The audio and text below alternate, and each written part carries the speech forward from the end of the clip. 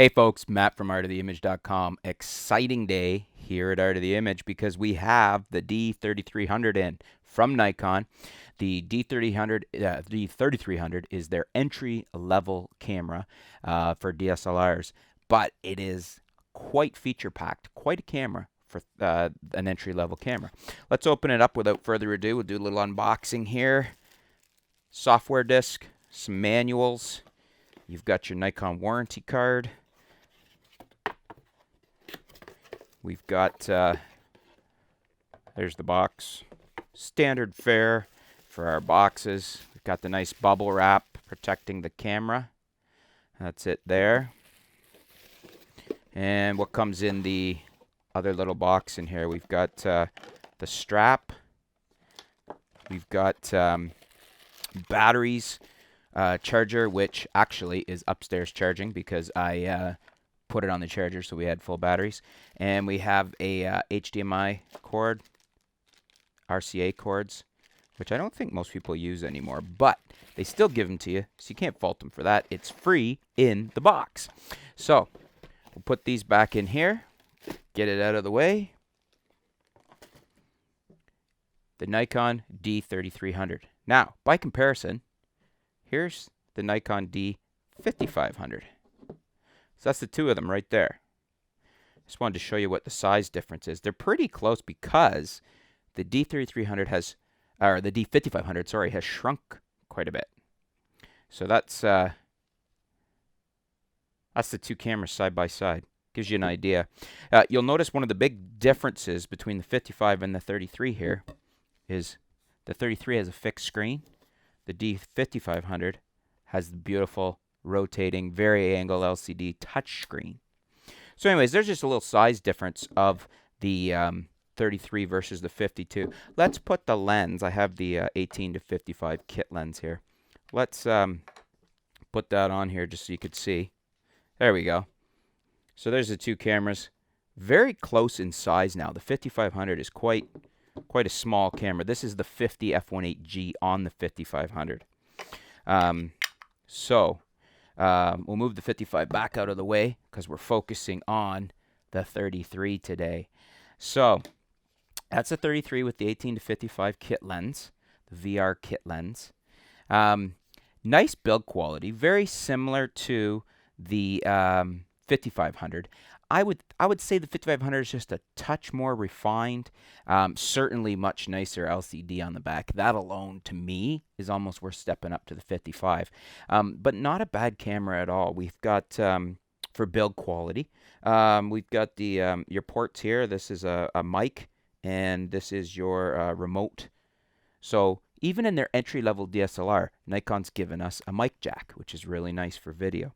What do we have under here? We have the HDMI out, and we've got an AV out. So you can go HDMI out direct to your TV, or I think, and I'm going to check that, I can go HDMI out to an external recorder, for instance, an Atomos Ninja Blade, which I happen to have here now, and I got to do an unboxing for you.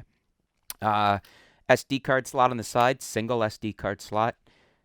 Battery goes in the bottom. I believe, I have to double check. We'll check the specs in a minute. I think it shares the same battery as the 5500. I think it's the EN EL14. Viewfinder. You've got a hot shoe. You got a pop-up flash here. Now I don't have the battery in the camera at the moment, so the flash isn't popping up there. You got your tripod mount on the bottom. And up top here, we have our mode dial. So for me, that's usually in manual, aperture priority, shutter priority, or program mode. There's also an intelligent auto on here for people that just want to set it and go and not think about it. What else do we have? There's effects and some other things on here that I would never use. The 3300 is geared more for your entry level hobbyist, beginner. So it's got a lot of things on here that more advanced users aren't going to use. Had to take a little coffee from Darth Vader. Okay, so you got your record button up top here for movies. Info button. You got your exposure plus or minus, function button over on the side right by the flash release. You've got your lens release right there.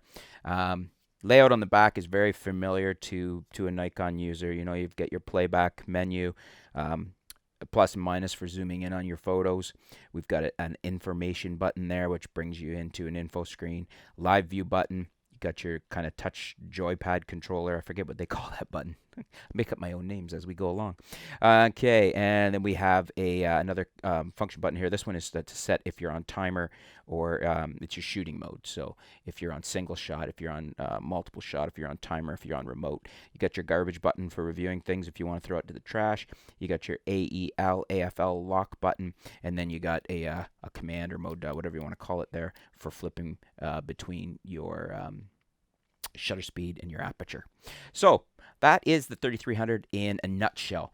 Very nicely built. You know, these are pretty solid. It's largely a polycarbonate body, but these things are very well made. I mean, you don't need to worry about build quality on these. They're going to last almost as well. I mean, as far as taking a hit, and I think that's what people get concerned with on build quality, you're going to drop this. If it's okay, it's okay. If you drop a D4, it's okay, it's okay. Probably the D4 might take a little bit bigger hit, but you don't want to drop either of them, you know. This polycarbonate holds up very well. I know lots of people that have seen students or people they're out shooting with drop these polycarbonate bodies, whether it's, you know, D3300, whether it's a D7000, one of the older ones over the years, and they come out fine. I'm not recommending you do it. I'm just saying. They're pretty rugged bodies. They're pretty well built. So initial impressions are very good. Fit and finish on here is nice. The button, like the on-off button, feels nice and tight. The tactile response on the buttons is nice. It's got a decent size LCD screen. Again, not as big as the D5500 you can step up to, but nice screen. And comes with all the accoutrements you need. The 18 to 55, as we've seen in other cameras and reviews, is a decent quality kit lens. It's just not very fast.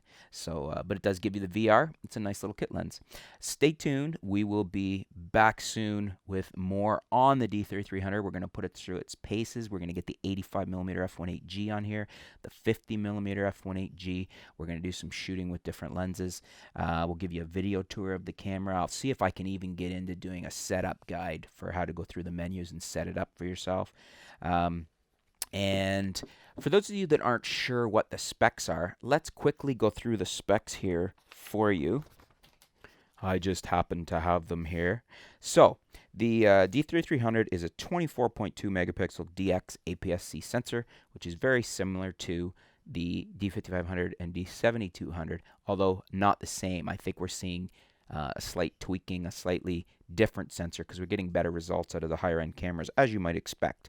XPEED 4 processor, fixed 3.0 inch 921K dot LCD, 1080 60p HD video, 5 frames per second continuous shooting, 700 shot battery life, which is where you still do see an advantage in a DSLR over a mirrorless MILC camera, mirrorless interchangeable lens camera, simply because the batteries are bigger. The camera's still a little bigger, so you can get more shots out of a bigger battery. It's that simple.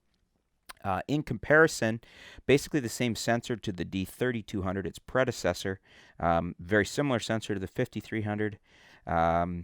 What else do we have here to tell you?